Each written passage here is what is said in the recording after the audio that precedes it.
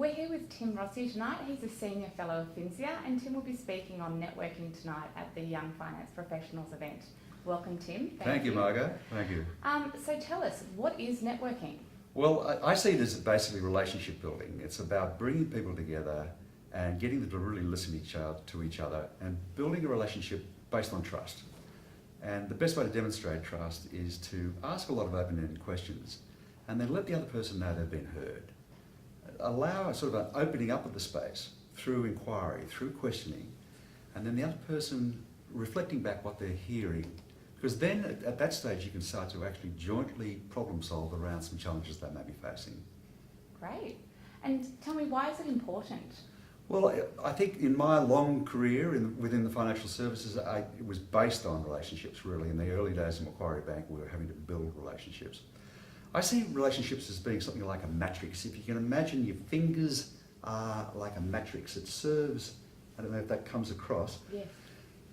You're making relationships both on that plane and that plane. So the more relationships you can build trusting deeper relationships, the more you can build up your human capital, the more you can tap into those relationships for information, for ideas, to jointly problem solve some things, to even get some answers around your own careers, and maybe even get some introductions about other areas that you might be interested in. So it's basically giving to a network, knowing that over time you'll also be drawing from that network. You can't really draw unless you give. Yeah. So tonight will be a lot about giving through asking questions. Great. Now, I'm sure everyone wants to know some practical tips. Yes. What are some of the do's and don'ts of networking? Well, I think obviously introductions are very important because, like they often say that only about 10% of what's actually said is noticed. The other 95% or 90% is around body language, the tone of voice, and the attention and the intention that people bring to a relationship. So we'll be talking a little bit about how do you do that? I mean, how do you come over with a little bit of confidence and a little certainty? Even the handshake's important. The eye contact is important.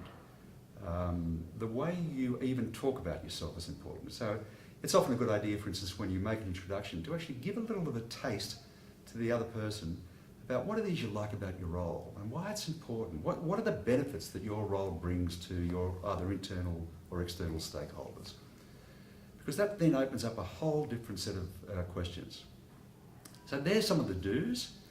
Some of the don'ts, obviously too much drinking, too much eating, too much staying in your own way of operating. It's a good idea to break with and try, and that's what we're going to be doing a lot tonight, is entering into that area of uncertainty a little bit about doing yourself slightly differently.